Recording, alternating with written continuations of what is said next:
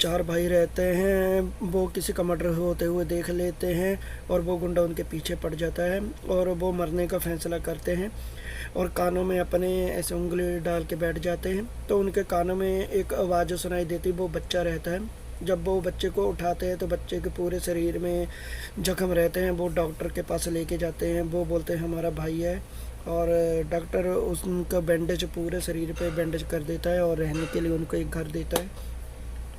तो वो उसको पालते हैं पोसते हैं। वो स्कूल जाने लगता है। बच्चा थोड़ा बड़ा हो गया है और देखते ही देखते उनके भाई को वो ही गुंडा किडनैप कर लेता है और वो बच्चा उनको उसी गुंडे को मार देता है और बोलता है कि मैं अब से अपने भाइयों की रक्षा करेगा, पढ़ाई नहीं करेगा। उस समय दिखाया जाता है कि एक मंदिर है, मंदिर में उसकी चार भाभी रहती हैं और पूजा करते हुए दिखाया जाता है। और इतने में एक फाइट सीन आता है जिसमें रामचरण फाइट करते हुए दिखते हैं। उसमें दिखाया जाता है कि वो विवेक ओबराय जो इस पिक्चर में विलन है उसको दिखाया गया है। इसमें बहुत अच्छा फाइट सीन है, ऐसा आज तक मैंने फाइट सीन नहीं देखा है और आप भी देखिए तो आपको मज़ा आएगा। इतने सबको मारता है विवेक ओबराय से फाइट होती है और बाद में रामचरण विवेक ओबराय के फेस पे एक कट लगाता है जिससे वो पूरी तरह घायल हो जाता है। और इसके बाद ये दिखाया जाता है कि रामचरण सपना देख रहा है और सब पूछते हैं उससे कि क्या हुआ, बड़ी भाभी उनसे पूछती है और बाद में देखा जाता है कि बच्चे बोलते हैं सपना देख रहा है चाचू। तो इतने में वो उठ के अपने भाभी के पास जाता है और रामचरण बोलता है कि हाँ ऐसा है नहीं है। तो इतने में फिर दिखाया जाता है कि उसको सब्जी काटने के लिए, खाना बनाने के लिए बोला जाता है और बाद में उसी टाइम में एक लड़की की एंट्री होती है। वो उनकी भाभीियों को पार्टी के लिए इनवाइट करती हैं कि आप सब मेरे पार्टी में आइए और खाना खाइए अपने इस मेरे पार्टी में।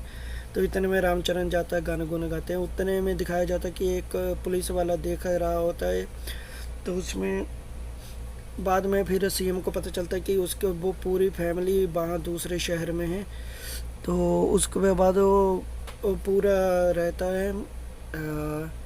फिर उसका बड़ा भाई है, जो रामचरण का बड़ा भाई, दिखाया जाता है कि वो इलेक्शन कमिश्नर क्या कुछ रहता है। पिक्चर में दिखाया जाता है कि बिहार के चुनाव आने वाले हैं तो उसके लिए उसको सिलेक्ट किया जाता है। बाद में वो एक ट्रक को पकड़ते हैं जिसमें पैसा रहता है।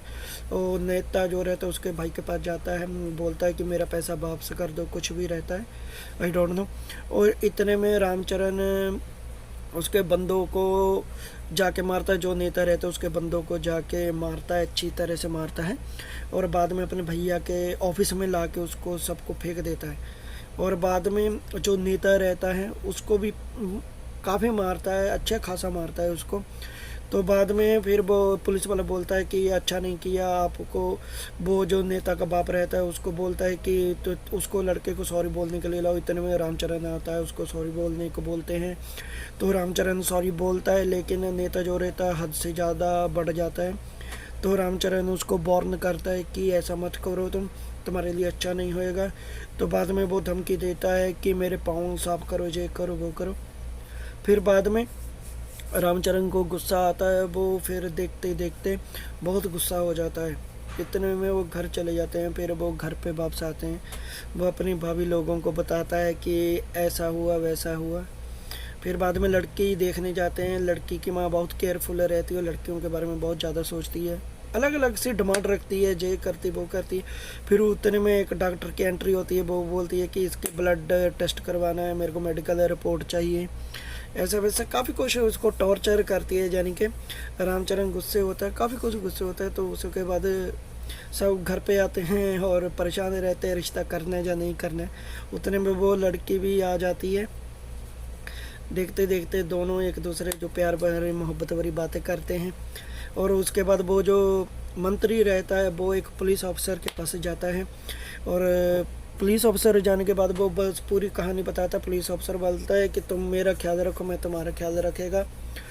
तो इतने में वो जो मंत्री रहता है, एक मंत्री रहता है, उसके भाई को बोलता है कि तुम बिहार जाओ, वहाँ पे इलेक्शन की पूरी जिम्मेवारी संभालो। उसका भाई जाता है, परिवार से मिलता है और सबको हेलो हाय करके चला जाता है।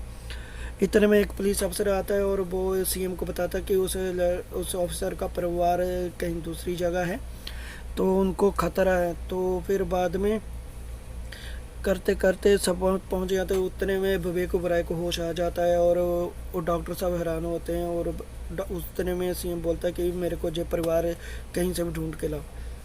जहाँ पे वही सीन दिखाया जाता है कि जहाँ पे कट लगा रहता है वही सीन होता है जे।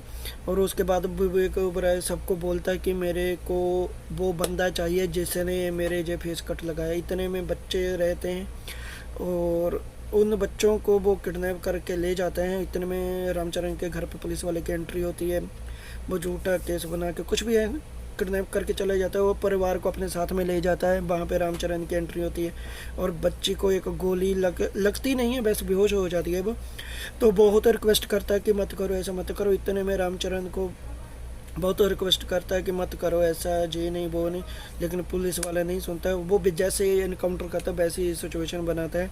और बाद में रामचरण को इतना गुस्सा आ जाता है कि उस पुलिस वाले को पता ही नहीं चलता हुआ क्या है। बाद में जो फाइट इस जे वाली फाइट जो है बहुत डेंजर फाइट दिखाया गया है इसमें। आप यकीन मानिए, आप इस फाइट को देखेंगे तो आपने ऐसी फाइट कभी देखी नहीं होगी। मैं जब देखा तो इस फाइट में मैं भी खुद चौंक गया था। इतनी भयंकर फाइट दिखाई गई है इसमें कि आप सोच भी नहीं सकते फाइट होती है। फिर उतने में सीएम आता है।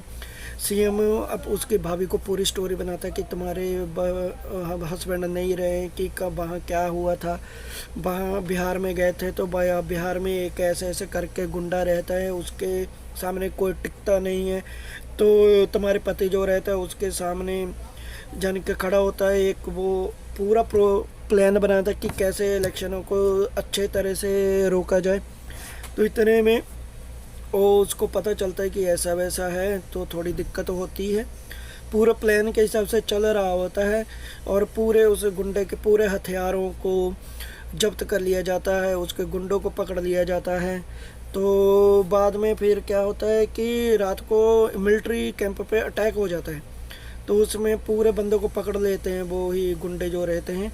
तो उसके बाद दिखाया जाता है कि उसके जो रामचरण का भाई है उसके पाँव में घुंघरू बांध के उसको नचवाया जाता है। फिर उनको एक पहाड़ी एरिया में ले जाते हैं जहाँ एक सीन है, वो रामचरण एक एयरपोर्ट पे रहता है। उसी टाइम उसके भाई उसको फ़ोन करते हैं कि मेरे को बचा लो या कुछ भी है। रामचरण वो लोकेशन फॉलो करके वहाँ पहुँचता है, तो तभी वो उसको बांध लेते हैं रामचरण को।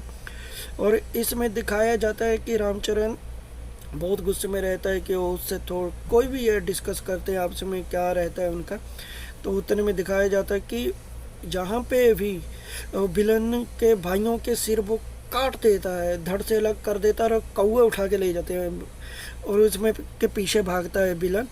और बाद में दिखाया जाता है कि विवेक ओबराय के साथ फाइट होती है और उसमें क्या होता है वही कट जो फिर शुरू में दिखाया जाता है वही कट जहाँ भी लगता है, लेकिन जहाँ पे एक ट्विस्ट आ जाता है कि उसके भाई को मार दिया जाता है, मार देता है वो।